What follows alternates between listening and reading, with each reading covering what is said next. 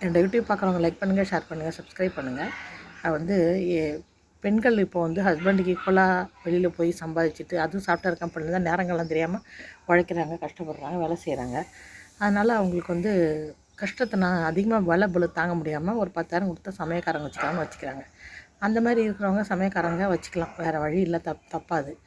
இப்போ வந்து ஹவுஸ் ஒய்ஃபாக இருக்கிறீங்க, இல்லாட்டி உங்களுக்கு 10 மணிக்கு ஆஃபீஸ் போனால் ரிலாக்ஸாக நீங்கள் சமைச்சிக்கலாம்னு நினைக்கிறவங்க அழகாக நீங்களே சமைச்சிக்கிங்க. ஏன்னா 10,000 கொடுத்து சமைக்கிறதுக்கு நம்ம காலையில் கால் மேலே கால் போட்டு உட்காந்து டிவி பார்க்கலாம்னு நினைக்கிறத விட என்ன பெரிய சமையல், நம்ம 2 பேர் 4 பேர் இருக்கிறதுக்கு ஒரு சாம்பார் வச்சுட்டு ஒரு காய் பண்ணிட்டால் கூட போதும்.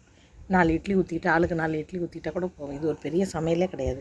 நம்ம சமையல்காரங்க வைக்கும்போது என்ன ஆகுன்னா, அந்த சமைக்க வர்றவங்க எந்த மைண்ட் செட்டில் வருவாங்கங்கிறது நம்மளுக்கு தெரியாது. நம்ம வந்து அவங்க நம்மளை வந்து இவங்க இவ்வளோ சாப்பிட்றாங்க, இவ்வளோ செய்ய வேண்டியதாக இருக்குது, இவ்வளோ காய் கட் பண்ண வேண்டியதாக இருக்குது அப்படின்னு நினச்சிக்கிட்டு செஞ்சாலே அந்த சாப்பாடு நம்மளுக்கு உடம்புல ஒட்டாது. அது இப்போ யங்ஸ்டர்ஸாக இருக்கிறாங்கன்னு வச்சுங்க, லேடிஸு சமைக்க வர்றவங்க ஹஸ்பண்டாரும் நைட் இருந்துட்டு தான் வருவாங்க. காலையில் எஞ்சி குளிச்சுட்டு வருவாங்களாங்கிறது நம்மளுக்கு தெரியாது. பவுடர் அடிச்சுட்டு வருவாங்க, குளிச்சுட்டு வர்ற மாதிரி தான் இருக்கும் பார்த்தா. குளிச்சுட்டு வருவாங்கன்னு கேரண்டி சொல்ல முடியாது. அவங்க ஹஸ்பண்டோட இருந்துட்டு காலையில் குளிக்காமல் வந்து நம்மளுக்கு சமைச்சாங்கன்னா அதை விட அசிங்கம் பாவம் ஒன்றுமே கிடையாது.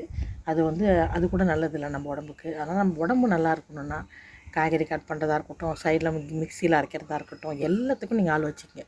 அடுப்பில் ஏற்றி இறக்குறது அதை மட்டும் நம்மளே பண்ணிக்கணுங்க. அதுதான் என்னோடய கொள்கை.